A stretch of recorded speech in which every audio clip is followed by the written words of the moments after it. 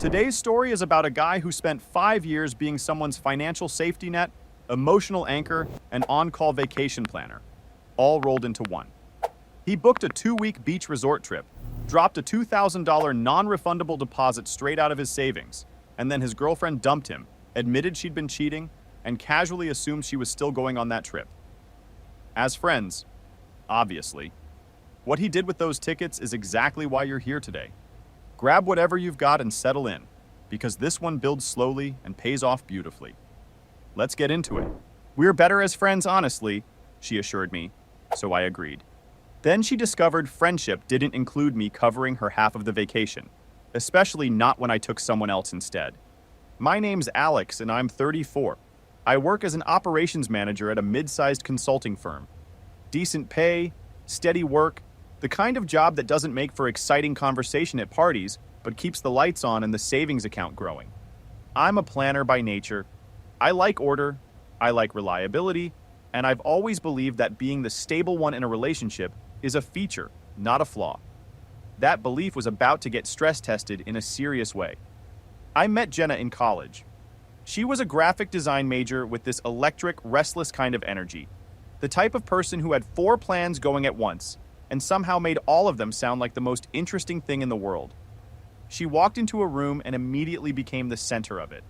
Big laugh, big ideas, big dreams she talked about like they were already halfway done. I was completely hooked from the moment I met her, and I stayed hooked for longer than was probably good for me.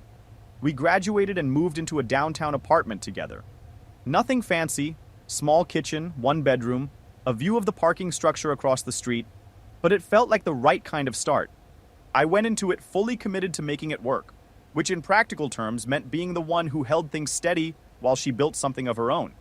Jenna was freelancing as a graphic designer. Building a client base from scratch is unpredictable work, and her income reflected that completely. Some months she'd land a big project and feel on top of the world. Other months she'd be picking up waitressing shifts and stress eating cereal for dinner. I didn't resent her for the inconsistency. I understood it.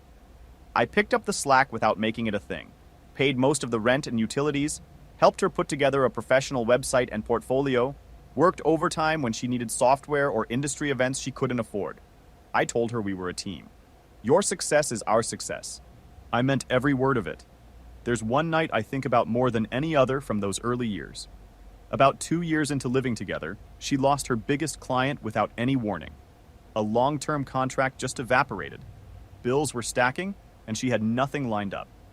I came home after a 12-hour shift, still in my work clothes, and found her sitting on the couch in the dark. No TV, no music, just sitting there staring at nothing, looking completely hollowed out in a way that made my chest tighten the second I saw her. I didn't ask what happened. I sat down beside her, held her, and told her we'd figure it out together. That night, after she fell asleep, I transferred money from my personal emergency savings into our joint account to cover her share of the rent. She hadn't asked me to do it. She didn't even know until the next morning when she checked the balance. She wrapped her arms around me and called me her rock. Said she'd pay me back as soon as things picked up. That became the pattern. Her inconsistency, my backup fund, her promise to eventually square things up. I accepted it because I genuinely believed we were building towards something together. And in fairness, her work did pick up during certain stretches. There were periods of real momentum where she was booking clients consistently and feeling good about where things were heading. Those stretches made the harder ones feel worth it. Another memory that's been sitting with me since all of this ended, about 3.5 years in, she wanted to quit her waitressing shifts entirely and go fully freelance. She was terrified to do it without a financial cushion she didn't have. I told her I'd cover us for a few months while she built momentum. I dipped into my emergency fund for the second time, covered groceries and utilities, and her share of the rent while she pushed the freelance business forward. She made it work, landed 2 solid ongoing clients, and stopped worrying about the side income within about 4 months. She was so relieved, so grateful. Told me she couldn't have done it without me. I went to sleep that night feeling like I'd done something genuinely meaningful. Looking back now, I just funded the stability that let her grow comfortable enough to eventually decide I was boring. We talked about the future constantly. Marriage someday, a house when it made financial sense, what kind of life we wanted to build together down the road. I wasn't in a rush. I was just fully in it. The way you are when you've decided someone is your person, and you've stopped questioning it. Looking back now with a clear head, I was carrying about 80% of the weight and calling it partnership. That's not entirely on her. I let that dynamic develop over years without ever naming it for what it was. About a year ago, she started talking about burning out. The freelance hustle had been grinding her down, and she needed a real reset. "Let's plan something big," she said. "Something we've been saying we'd do since college but never actually pulled the trigger on." So I made it happen. I found a 2-week resort package at a beach destination that was genuinely stunning. White sand, blue water, the kind of place that looks like something out of a travel magazine.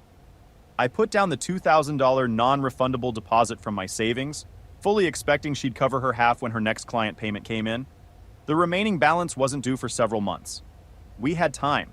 She was completely thrilled. Lit up like I hadn't seen in a while. Posted about the trip on social media that same day. The destination, the resort, heart emojis, the whole production. She wrote something like, "Can't wait to make memories with my favorite person." I remember smiling when I saw it. I was just happy she was happy. That happiness didn't last long. Hold on. Let me step in here. This is me, not the story. Before we move forward, I need you to clock something. This man pulled from his own emergency fund to cover her rent when she didn't even ask. He worked overtime so she could go to networking events. And now he's dropped $2,000 on a vacation she's barely contributing to. She's posting heart emojis online. He's balancing a spreadsheet. That's not a partnership. That's a sponsorship with a girlfriend title attached. And you know what she calls him later? Boring. No spark, no passion. We'll get there. Stay with me. Around the same time I booked the trip, something in the apartment started feeling different. It's hard to describe because it wasn't dramatic or sudden, more like a slow temperature drop, the kind you don't notice until you're already cold. Jenna started coming home later from work. Not by hours at first, just 30 or 40 minutes, then gradually more over time. Her phone was always face down on the counter when I walked into the kitchen. She'd be smiling at the screen and typing quickly, and the moment I got close, she'd set it down and change the subject. I told myself it was work stuff, a new client, a group chat with her design community, something that didn't involve me. I trusted her. I'd never had a reason not to.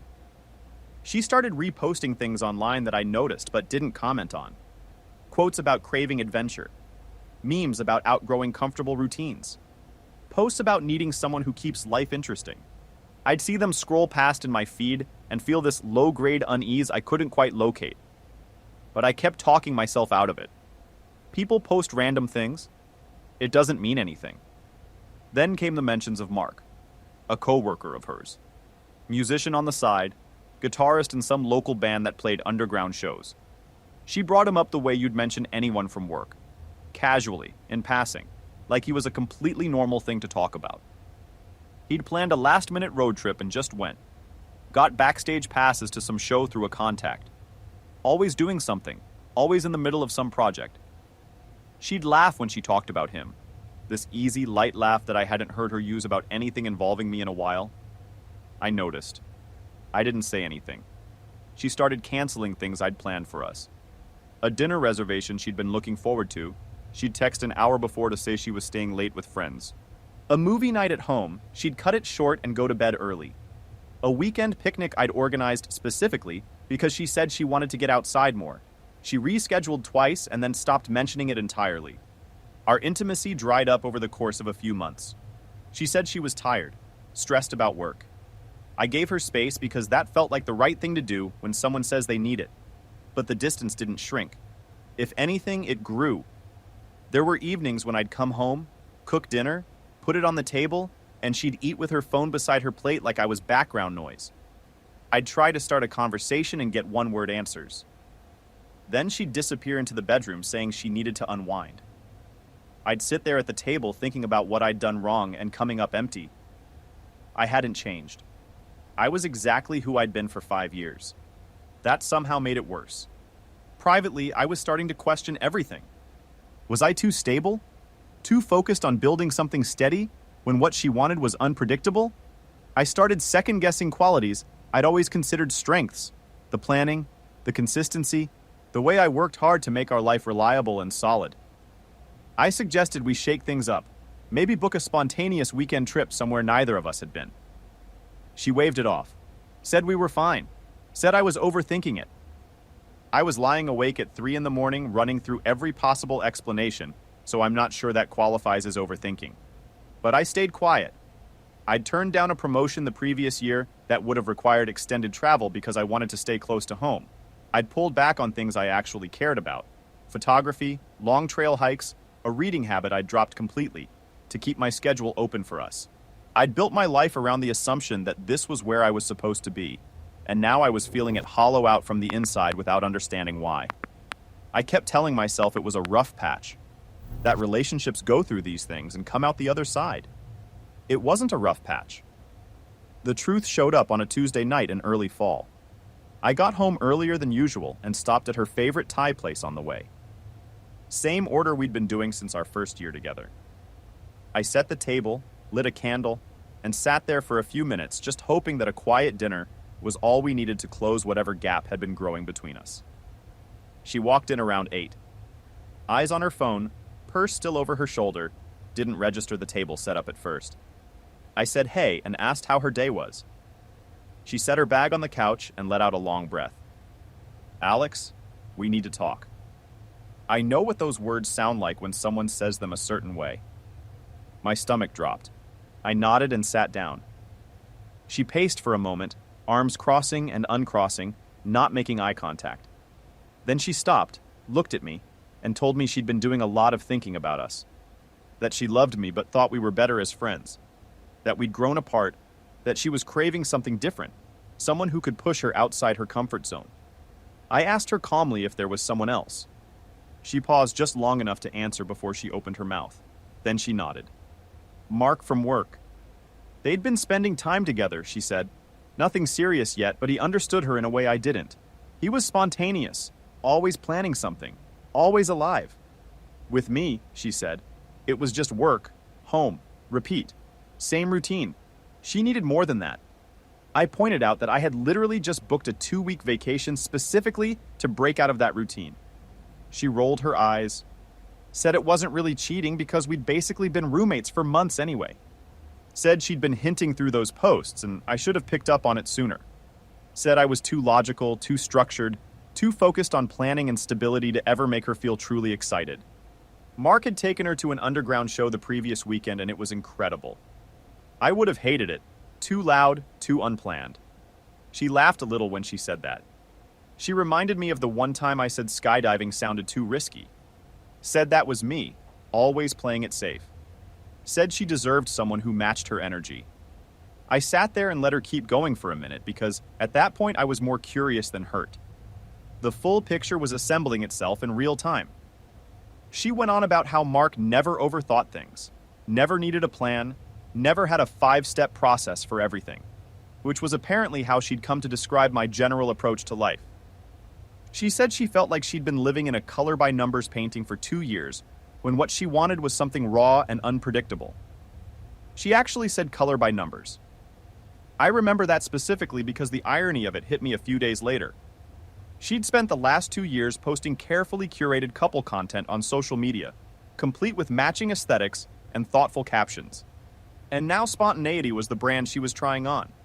I leaned back and took it all in. The betrayal was one thing.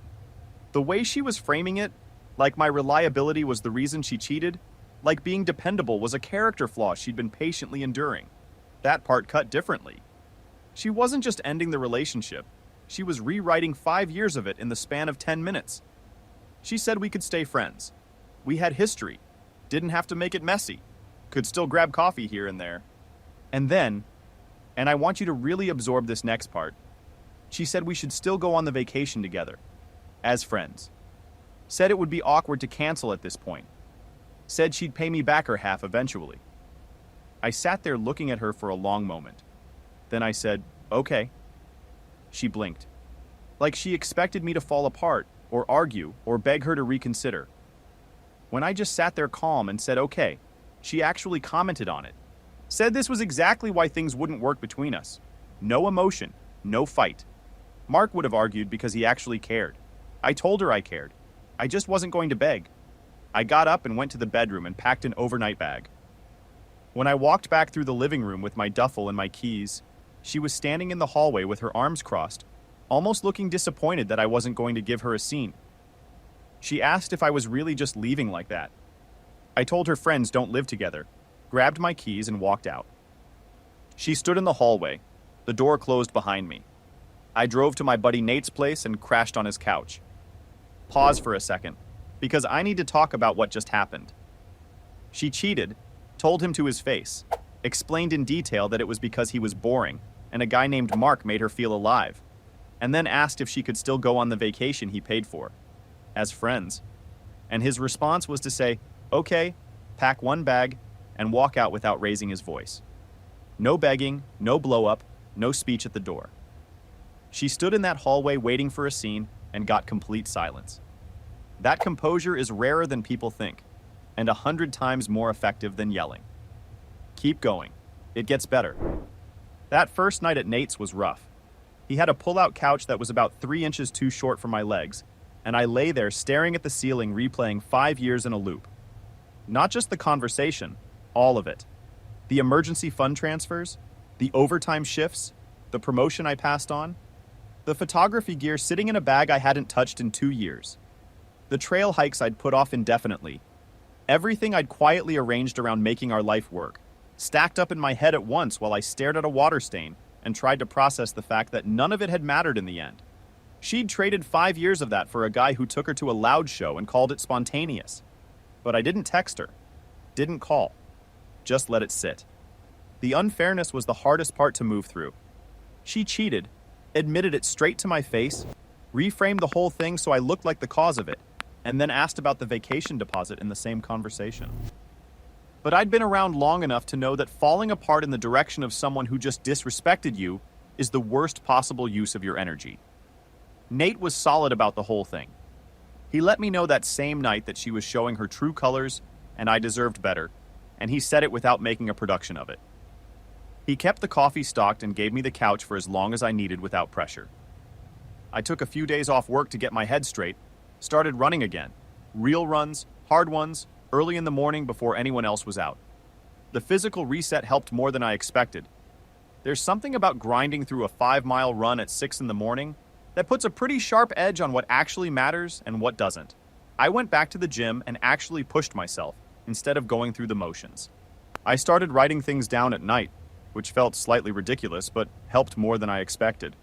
Every red flag I'd explained away, every comparison she'd made, every vague post I'd convinced myself meant nothing, all of it out of my head and onto paper, where I could actually look at it clearly. The list got long faster than I thought it would. On the practical side, I moved quietly and without drama. Emailed the landlord about ending the lease early, kept the reason brief. Had utilities transferred out of my name. Went to the bank and withdrew my half of the joint account and closed it the same day. Found a 1-bedroom apartment within a few weeks. Fully mine, nothing shared, no joint, anything attached to it. The vacation deposit was gone. I knew that. Non-refundable meant non-refundable, and I wasn't going to lose sleep over $2,000 I'd already written off mentally. But the remaining balance wasn't due for a couple more months. And Jenna had never actually paid her half. Always the next paycheck. Always soon. I'll get you back. I didn't remind her. I just filed that fact away quietly. I unblocked her on one app to keep a line open in case anything came up related to the lease or the joint account. Practical stuff only. Otherwise, silence. I picked up my camera for the first time in close to 2 years. Started reading the sci-fi novels I'd been meaning to get to forever. Took a solo trail hike one Saturday morning that I'd wanted to do for ages, but had always put off because she wasn't into hiking. Standing on that trail with nothing around me but wind and distance and my own thoughts, I felt something start to loosen. It wasn't happiness exactly, more like the specific relief of realizing you've been carrying something heavy for a very long time, and you've only just noticed because you finally set it down. Work picked up around the same time. I poured the extra energy into a major project that had been sitting on the back burner for months, and my manager called me out in front of the whole team. Said I'd been on fire lately. That small moment of recognition, earned, not handed to me, not something I'd had to beg for, hit differently after years of looking for that same feeling in a place that kept dimming it. I started seeing someone. Nothing I planned, just naturally. I met a woman named Laura at a professional event, introduced through a mutual colleague. She was a teacher. Grounded, sharp, easy to be around. She laughed at my dry humor without making it weird. We got coffee a few times, no pressure or expectation on either end. It felt like finding parts of myself that had been quietly put in storage. The unfairness still surfaced sometimes at night, but I didn't live in it. I let the silence do its work. About a month after the breakup, the silence started talking back. Okay, time out. Let me set the table for what's coming. While this guy is out here running trails and quietly rebuilding everything, Captain Spontaneous is self-destructing in real time. The musician who was so exciting, always planning adventures, ghosted her inside of a month. Turns out spontaneous also means not planning to stick around. Apparently, it was a whole pattern with this guy. She wasn't the first. She'd also quit her part-time job expecting to travel with him. Now freelancing is her only income, and she's scaring off clients with dramatic posts online. This is what trading stability for vibes looks like on paper. I started hearing updates through mutual connections, not because I asked, just things that come up when people talk. Mark had ghosted her after a few weeks. Turned out he was seeing multiple women at the same time, which nobody in our circle was shocked by. A few people who knew him said it was standard behavior for him, that he had a whole pattern of this, and that Jenna wasn't the first woman who'd made a significant life change based on his interest only to watch him disappear. That information was not exactly comforting, but it did clarify some things. She'd walked away from her waitressing shifts right around the same time she got involved with him, expecting to travel and spend time together, which left freelancing as her only income exactly when she could least afford for it to be unstable. Then, she'd gone online during the fallout and started posting vague, dramatic content, rants about fake people, cryptic things about moving on, and recognizing who actually valued you. The kind of content that signals to potential clients that you're in the middle of a personal crisis. Professional image matters in freelance work. People don't hire someone whose public profile reads like a slow-motion spiral. Friends began quietly stepping back. Not a dramatic falling out, just the natural dispersal that happens when someone becomes consistently exhausting to be around. The first message came about 5 weeks after the breakup. I was between sets at the gym when I checked my phone and found a text from Jenna. Casual tone, like we were old friends who'd just fallen out of touch. Asked how I'd been. Said she missed chatting and that we should grab coffee sometime. And then, almost like a footnote at the end, she brought up the vacation deposit. Said she could Venmo me her half soon and we shouldn't let it go to waste. Not one word of apology. Not a single acknowledgement of what actually happened between us. Just a friendly check-in with a financial request tacked onto the end. I replied twice, told her there was no need, then told her to handle her own. She responded almost immediately, said I was being cold, said friends help each other out, said she couldn't afford to lose that money right now. I didn't answer. I blocked the number. A few days later, her mom called, left a voicemail. I recognized her voice immediately. She said Jenna had told her what happened, and that we were so good together, and that I should be the bigger person and reach out.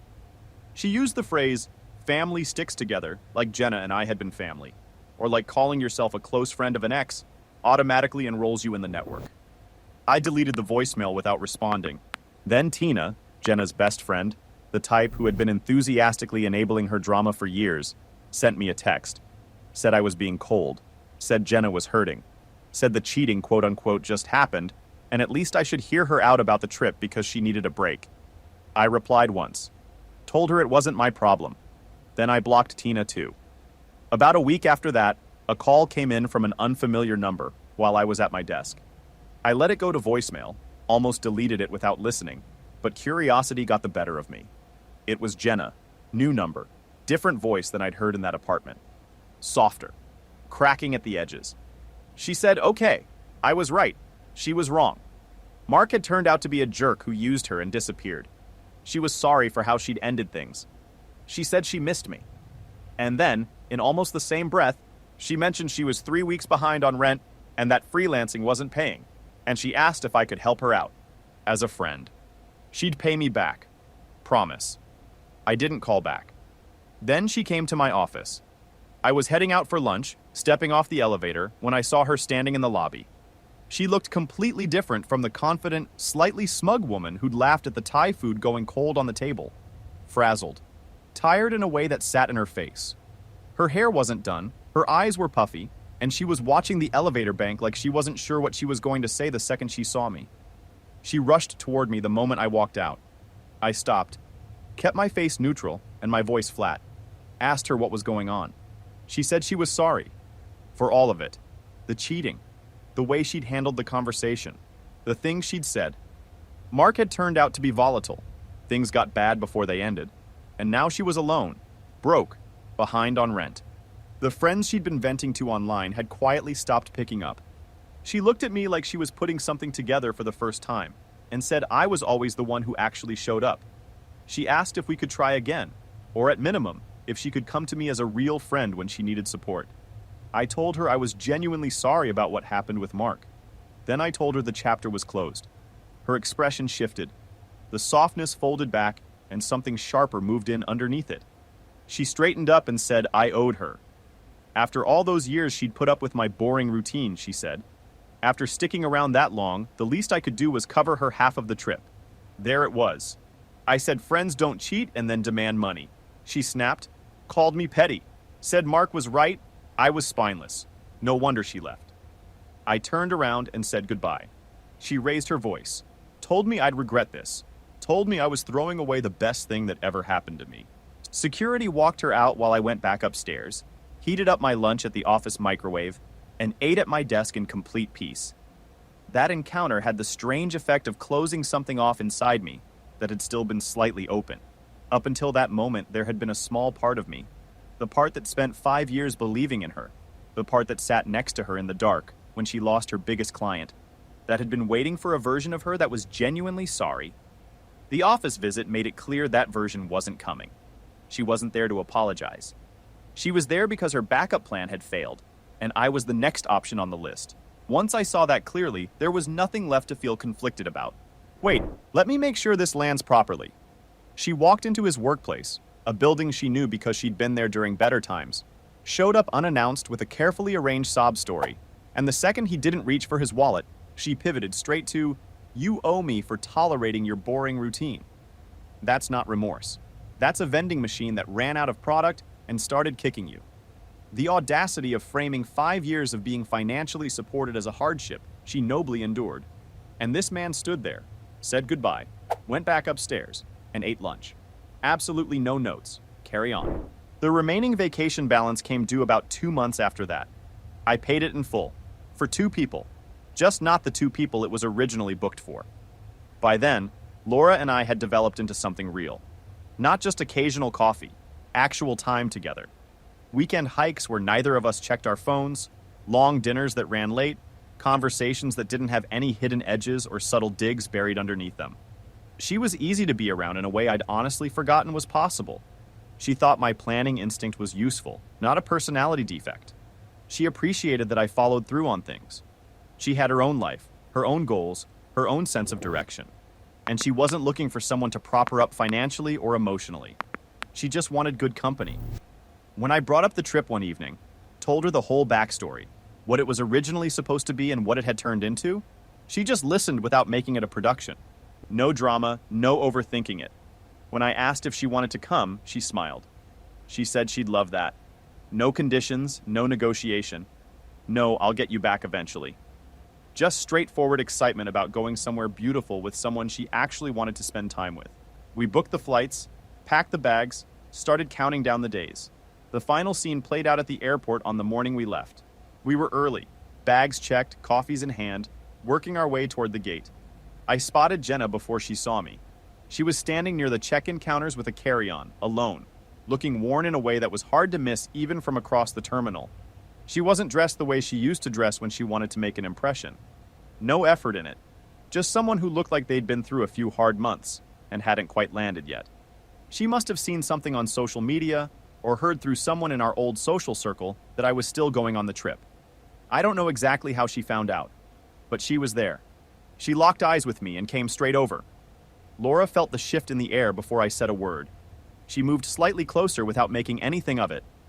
Jenna looked at Laura, then at me, asked if we could speak alone for a moment. I shook my head. She started again, slower. Said Mark had left her in real financial debt. Said she'd had to borrow money from her mom just to cover groceries. Said the friends she'd been venting to online had stopped answering. Then she looked at me with this expression like she was genuinely seeing something clearly for the first time. Said she'd been blind, said I was stable and kind, and she'd traded something real for something that turned out to be completely empty. Said she'd changed and wanted a chance to start over. And then she asked if she could come on the trip, as a friend. Said she'd sleep on the couch if she had to. Just needed the escape. There were a few people from our old social circle nearby, getting coffee before their gate. I'd noticed them when we came in. They were pretending not to watch. I said her name once. Kept my voice even. Told her the chapter was closed. Said I'd built something new. Better situation at work. Better people around me. The trip was mine and Laura's. She said we'd planned it together. That I couldn't just replace her. I reminded her that she replaced me first. Told me I was boring. No spark. No passion. She said it herself. Her face crumbled. She said she knew she was wrong. Said she was sorry. Said please don't leave her like this. I felt nothing. Not anger, not satisfaction, not the guilt she was probably hoping for. Just a flat, complete nothing. The kind that only shows up after you've already moved through every other emotion and come out the other side. I told her her choices brought her to this point. Mine were taking me somewhere else. She reached out and grabbed my arm. Said after everything, I at least owed her a second chance. Laura touched my arm gently. Time to go, she said. I looked at Jenna one last time. The person standing in front of me didn't really resemble the woman I'd fallen for in college. That version of her had been ambitious and alive and full of possibility. This version was running on desperation and entitlement, and the belief that our history gave her a permanent claim on my patience. Those are two very different things, and I'd finally stopped confusing them. I told her to take care of herself. Told her not to contact me again. She called after us as we walked toward the gate that I'd be miserable, that Laura was a rebound, that I'd regret this. Every word landed somewhere behind me and just stayed there. One of the guys from our old circle, someone I hadn't spoken to in months, caught my eye as we passed. He gave me a slow nod, the kind that says everything without needing a single word attached to it. We boarded the plane. 2 weeks later, I was on a beach with good food in my hand and nothing pressing on my mind. I know Jenna eventually saw the photos because a mutual friend mentioned it in passing later. I didn't feel vindicated by that. Didn't feel much of anything about it, actually. The satisfaction I had was quiet and personal. The kind you don't need to announce to anyone or prove to anyone. It was just mine. 5 years. A lot of overtime, a lot of past promotions, a lot of emergency fund transfers I never asked for back. And all of it led to boarding a plane without her, landing somewhere beautiful, and feeling completely at ease with how every single piece of it played out. Don't mistake kindness for weakness. And don't let anyone call your stability boring for so long that you start to believe them. So Reddit, what would you have done at the airport? Would you have stopped and talked to her, or walked straight past without breaking stride? Drop it in the comments. Look, nobody's calling this guy perfect. He stayed too long, ignored flags that were pretty hard to miss by the end, and carried the weight of two people on one salary for years without naming what that dynamic actually was. But when it fell apart, he didn't beg. He didn't blow up. He handled the mess quietly, rebuilt something better, and took the trip he worked for with someone who genuinely wanted to be there. That's not revenge. That's just what happens when you stop explaining yourself to people who already decided you're boring. Drop your take in the comments and subscribe if you're not already here. The next story's worth showing up for.